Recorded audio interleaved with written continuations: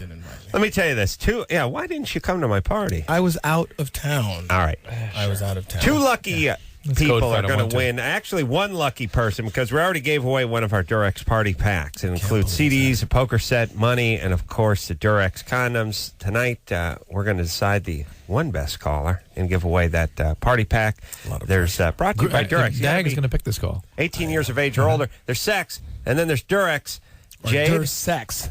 Dursex. Great. Hear that one? Dursex. Woo! Great German porn I rented. Ooh. Dursex.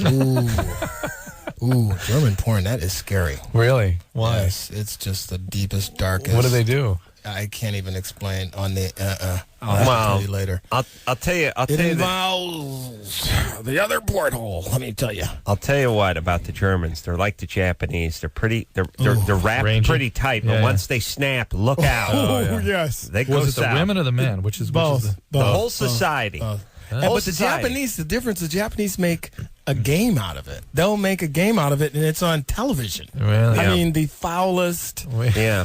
You know, I'm trying to think who sort of the brothers, the Latinos. They just not a lot of range. Well, you know what you're getting. You know what you're getting with that group. Well, but the blacks, there are a lot of talk, a lot of big time verbalization. Yeah, baby, it's coming. Here we go.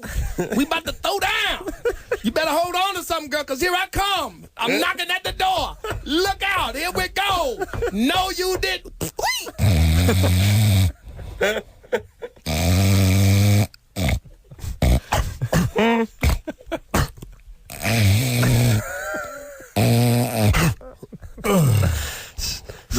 Still in the Escalade too. Yeah. Never actually. Where was I? Baby, we coming. Look out. I like the way DAG had to bow to pressure and eventually get some rims on his Escalade. I did. Can I tell you that the guy, the guard at Fox, 20th Century Fox, this guy makes what? Minimum wage. Like, look at this brother here with 10-inch rims. I'm like, come on, man. Did you ride a bicycle to work? He's like, yeah, but my rims ain't 10 inches. Oh, man. DAG for 3 years was the only black man in the United States who drove an Escalade with stock rims. But he too much. He succumbed to pressure. Too much. No, I said the dealer told me these polished aluminum rims that come with the car, they have the emblem on them. That sounds hip. That sounds hip. That'll get you by. Right there. Woo! Jews are the same way with rims. Oh, how dare you. Yeah, Drew had stockers on the M5 for a long time until Dr. Borstein and Epstein. They all had spinners. They all had spinners. Look at Dr. Drew. They had spinners on the Vulva that shaped like dreidels. And they eventually got to him, and he had to just step up to some 24s. Spinners on the vulva. That does not sound interesting, Dr. Drew. They don't shape like spinners. They just have the Hebrew vulva. letters on each. You want to hear something blade. sad? You want to hear something scary? Someone was telling me at the office that now they offer rims. They rent rims out. Yeah. And I thought, wow, that means they're so expensive. finally a new low. Yeah. Well, it's like you know, a nice set of rims is $5,000. Oh yeah. The folks, ironically, that are really into the rims don't have the $5,000, so instead they pay $300 a month for rims. Whoa. And I didn't think you could get any lower than renting furniture for your home, but I think this is it. You're right. This is it. This is it. Yeah, and it's also one of those things where I don't lobby for the man getting involved, but it's sort of like those check cashing places. Right. You're taking the poorest of the poor and you're sort of feeding on them a little bit. Paycheck advance. We'll just take 15% from Pedro. He knows he doesn't have an ID, so he can't hammer it anywhere else. The rim places, I might do a little sting operation, just find out. You come out. Dude, what happened to your car? I didn't pay my rim bill. What? I didn't pay my rim bill. Well, they only took one. Yeah. We coming back, man. We coming back. Get them other 3. The point is DAG had to eventually break down and get the rims. But here's also what I have. You can't do. What do you do with your rims after you're done with your car? So this is my third car, and my garage is full of rims now. Yeah, it's like a 4-day tire center at his house. You can't. What am I going to do with them? That's the whole thing. You can't throw them away because I try to give them to my friends, and they're like, "No." Was it last year's? Yeah, I don't. Why are you giving them to me? No, really?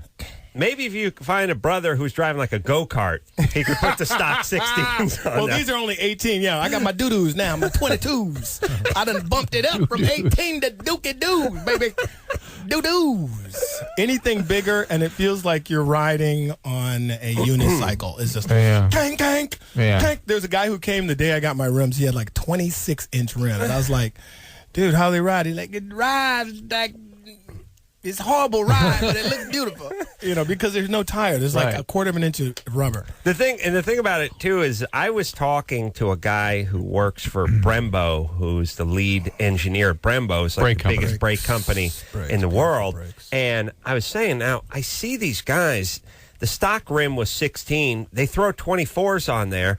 I see the stock brake disc. It looks like a yarmulke inside here. It's so small. How does it stop it? And he says, oh, it doesn't. And I said, well, what do you mean? Well, he said, well, think about it. The thing is 2 feet higher than it normally was with the same circumference of stopping pad and the same disc, and when you slam the brakes on, a car that normally stopped in 170 feet now stops in 300 feet. Adam, let me jump in here. Dr. Drew, what Adam's trying to say is you take a Highland gorilla, okay? Okay. Now you swap out that liver for a little froggy liver. Oh, yeah. It's not going to clean the blood the same. Right. That's what I'm saying. I got it. Did I? Now do you get it? Oh. Okay, let's save some babies, man. Now here's the thing. You got a guy in 6,500 pounds worth of Escalade.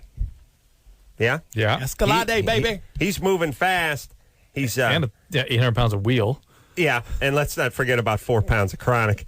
And now he's added 150 feet to a stopping distance. Oh, boy. I learned that the first 2 weeks I got my... Well, actually, it kind of works. I got in 4 accidents. Here's the deal. Here's why this is all working. The math works because the chronic is not like alcohol. Alcohol, you speed up, you slow down later. Chronic, you're freaking out a little bit. You're making a little more adjustments to distances, being a little more careful. Yes. You got that extra 150 feet. If the brothers drove like white guys drove... Yes.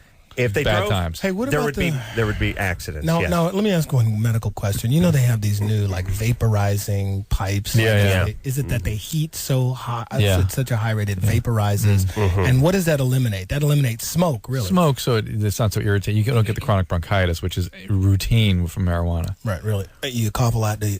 Yeah. Yeah. Clear your throat. And that trouble gets snoring when you sleep. Yeah. How was it? It was weird. Really? It was like, somebody just ate a kilo of weed and farted in your mouth.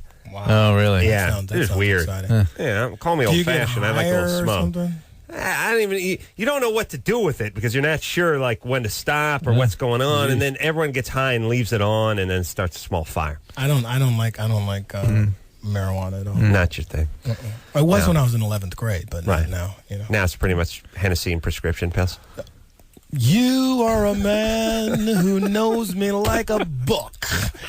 Adam, you know me like the back of your hand. Yeah!